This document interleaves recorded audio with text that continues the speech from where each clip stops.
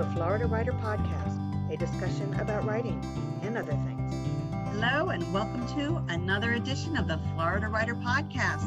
I am your host, Allison Nissen, and with me today, I am lucky enough to have Michael David Anderson. Michael, why don't you give me a 60-second elevator pitch about who you are and what you write? Well, as you said, I am Michael David Anderson. I am a suspense, thriller, and horror novelist. I'm originally based out of Tennessee, but I moved to Orlando about a year and a half ago. And I tend to write more on the psychological side. Gore and whatnot is not necessarily my forte. I'm not afraid of it, but I feel like character studies are a lot more interesting. Michael, tell me about the first story you've ever written. First story I ever wrote, I was in second grade. I was 7 years old, and I got bored in class, and I wrote a sequel to The Very Hungry Caterpillar. You wrote a sequel to The Very Hungry Caterpillar. Tell me about it, please. I'm dying to know. The caterpillar ate lots of cake. That's what it came down to. It was me bored in class. I had plenty of extra time. Everyone else was still working on theirs because we were essentially making like our own like illustrations for The Very Hungry Caterpillar and putting together our own little books, and I finished before everyone else. So I started a second one, and literally it was just like all kinds of desserts like cake and pie and things like that. And that was the first story I ever wrote, and I just kept writing after that. I love that. That is too funny. So I have dreamed of doing that sort of thing, but I've never actually done it. So did you actually do like the Very Hungry Caterpillar has the pages that grow, or they have holes in them? What is it? I don't know. I don't remember. It has holes you in mean them? like, no, we weren't that like weren't well that put together.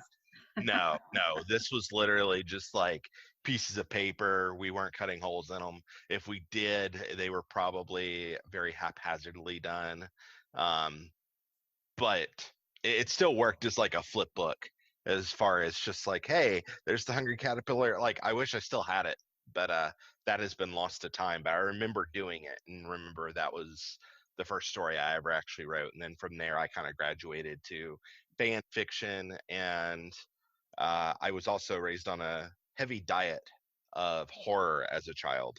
So, of course, my interests kind of changed over time from The Very Hungry Caterpillar to evolving to what I do now. So, Well, I imagine we could put The Very Hungry Caterpillar into some sort of horror situation.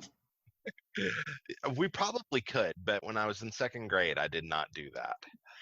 So what is attractive to you about horror? Well, they work well as character studies. I feel like you can have like these really outlandish, interesting scenarios potentially, but ultimately what it comes down to is what kind of people are these characters going to be when they're put up against such adversity? What about the human condition can I talk about in these particular scenarios? And, of course, it's also fun to scare people.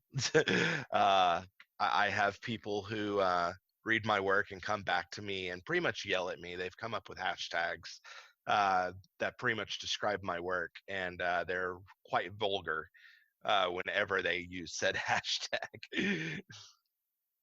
So do you study human behavior along with the human condition? So how people behave in certain scenarios? I feel like that's something that all writers probably do, where we're just kind of like sitting back watching people like, why are you doing this?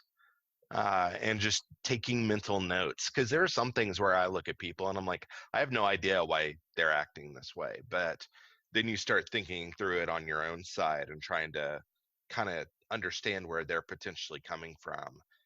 And you take that and apply it to what you write later. So are all your novels in this horror genre?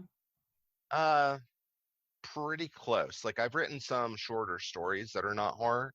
Like, I've got a superhero story out there in an anthology, for instance. But for the most part, yeah, they're gonna gravitate more towards suspense, thriller, and horror. But they're also gonna have elements of other genres. So, like, there's some fantasy elements, there's sci-fi elements.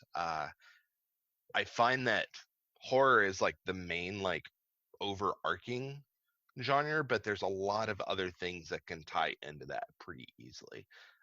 And sometimes if the story dictates it, I end up gravitating into other areas, just depending.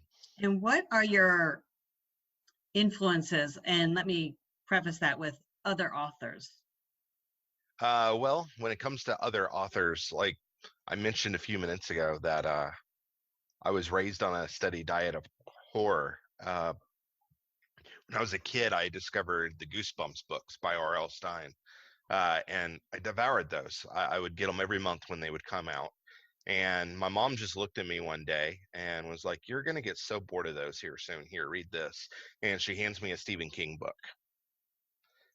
So by the time I was in sixth grade, I was reading Stephen King regularly. I was reading Dean Koontz. And as I've gotten older, I found that I still read them quite a bit, and they're some of my heaviest influences, but I've also found there's a lot of other writers that really tend to influence me, not always in the horror genre, like Douglas Preston, Lincoln Child, Jeffrey Deaver. They're fantastic authors.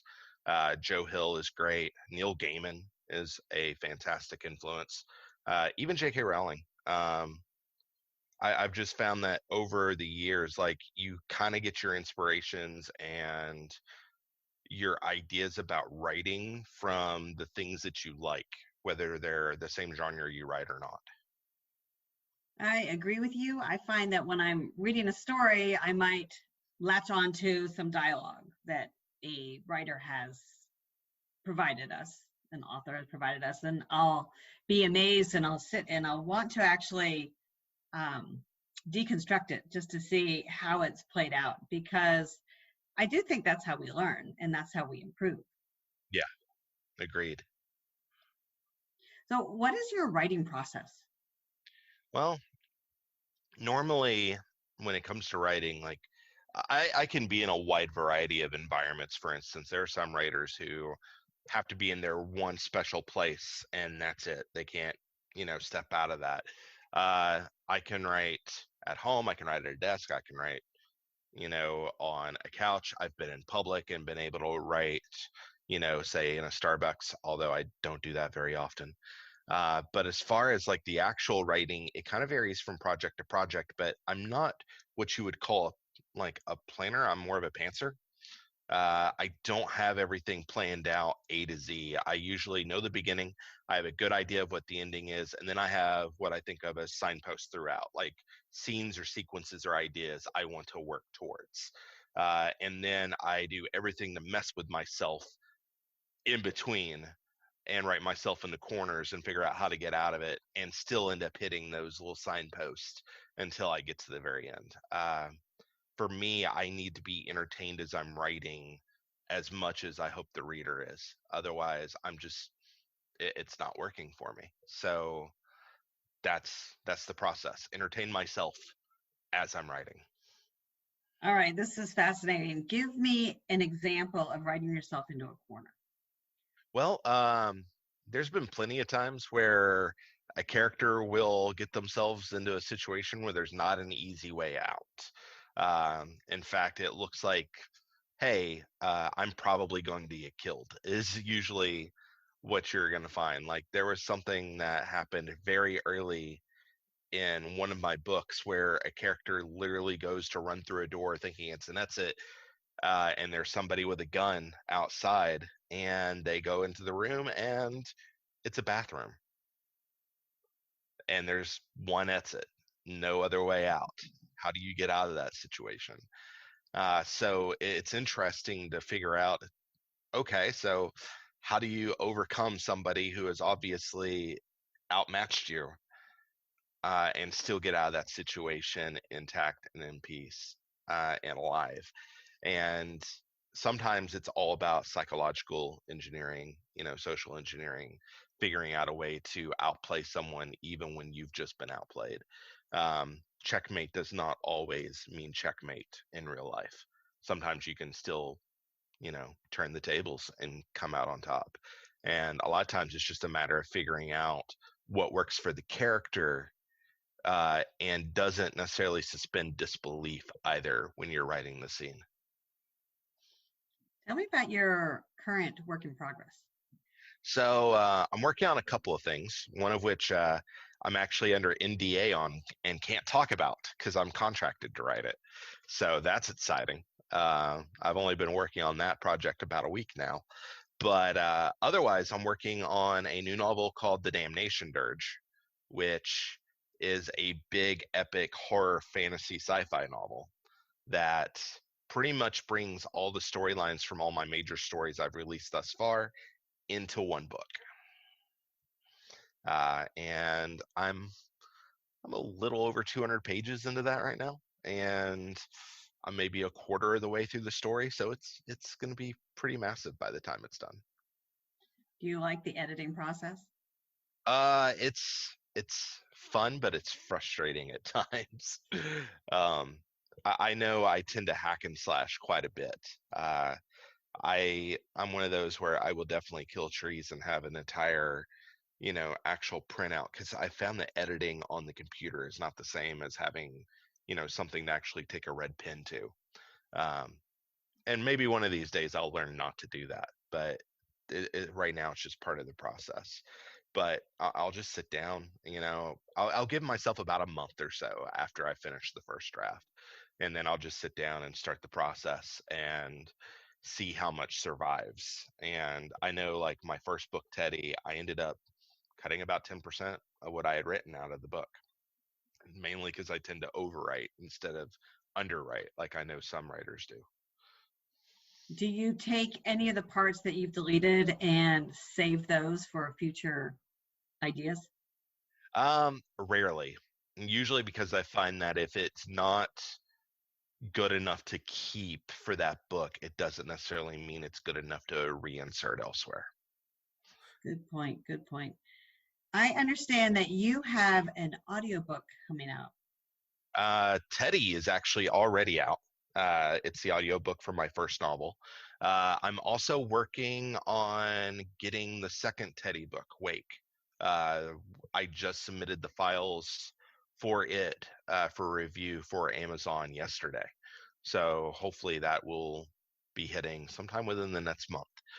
But most of my established work should be out on audiobook pretty quickly. I've got a couple of shorter stories that are already out, Inside Out and Desynchrony, which is a tie-in story that takes place after Wake. And then there's also going to be another Teddy short story called Flux that'll be coming out hopefully shortly after Wake does. And I'm looking into finding a producer for my third novel, In the House of Wolves, as well. And did you read for these books, or did you have find a voice? Oh, I found somebody else. I wasn't doing that. I probably about 10 years ago, I had probably about 3 or 4 short stories that I decided that I was going to produce audiobooks for myself. That way, like, family members could, finally, hear my stories, because, not everyone likes to read or takes the time to, but I still wanted them to have that opportunity to, at least experience what I'd been working on. So I used Audacity and like a cheap microphone setup that I could afford at the time and recorded it myself, and hated editing it. It took me like a month to edit it, and even when it was done, it sounded horrific. And I still put it out there because I did the work, but yeah, no, I'm never doing that again. I understand. So tell me, Michael, how can people get in touch with you? Well, there's a few different ways, actually. One, you can reach out to me through contact on my website, michaeldavidanderson.com. I am on Twitter at Shade of Midnight. You can follow me on Instagram at Michael David Anderson. You can find me on Facebook. My author page is author Michael David Anderson. And I even have a Twitch that I'm occasionally on, twitch.tv/Shades of Midnight. Well, that's great. Are you ready to switch to our rapid fire questions? Let's do it. All right. Do you like to speak in public? I have no problem against it. In fact, I used to do stand-up comedy, so I'm kind of used to it. Stand-up comedy, that sounds really fun. Yeah, and nerve-wracking. I did it for pretty steadily for a little over 4 years, and then did it periodically during the 5th year. And then when I moved to Florida, I haven't been back on stage at all. And occasionally I think about doing it, and then I just don't go. And right now, the only comedy going on with, you know, the coronavirus doing its thing is mainly like online things where people are like, streaming their comedy from home. And that sounds terrifying to me because then you can't hear people laughing. It does help when you have a live audience. Oh, yes. Oh, yes. It helps tremendously. What was your favorite high school class? Acting, actually. I took several drama classes and was in several plays in high school and enjoyed every minute of it. I remember my first play was actually a non-musical version of Les Miserables, and never having been in a production of any sort, I landed the role of Jean Valjean, and that was terrifying because pretty much the whole show was riding on me memorizing my large part. So I imagine with your acting background and then your fascination with the human condition, that those go hand in hand. They do.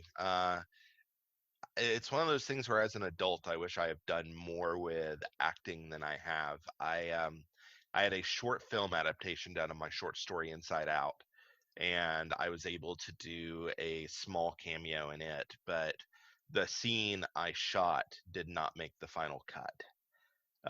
And instead, you only see me in the background at the party, and you don't actually see me do more than being an extra essentially. But I'd love to get to the point where I'm maybe doing, a little bit more. Who knows? Maybe as I get more works get adapted, I might be able to do more drop-in cameos. Well, since you're a horror writer, I'm going to ask you, are you any good at chopping vegetables? Occasionally. You have the knife skills. Yeah, I can chop some vegetables. Successfully have managed to never cut my own fingers off in doing so. So I guess that's a good sign. That's a good sign. That's a great sign, absolutely. Well, Michael David Anderson, this has been a lot of fun. I'm so glad you were able to stop by. Thank you for having me. It's been a blast. Yes. So, everybody, I want you to go out and find Teddy. So I'll give you a full rundown real quick. Teddy is my first novel. Wake is the sequel. It picks up the day after Teddy ends. If you want to read things in order, just to kind of see how things lay out, because all my work's connected, there's a short story called Desynchrony that's on Kindle, followed by Flux, which is another Teddy Dormer story, and then my third novel is In the House of Wolves, and then there's stories like Inside Out that aren't necessarily part of that timeline that you can also check out. Well, thank you again, and you all have been listening to another episode of the Florida Writer Podcast. This is your host, Allison Nissen. Allison out. Michael David Anderson is the author of the Teddy Dormer novels, Teddy and Wake, their companion piece, Desynchrony, and the haunted house novel called In the House of the Wolves. He possesses degrees in both psychology and English, was born in East Tennessee in 1985, and currently resides in Orlando, Florida with his fiancée, Christine. For more information, visit him at michaeldavidanderson.com. And for more information about the Florida Writers Association, visit us on the web at floridawriters.net.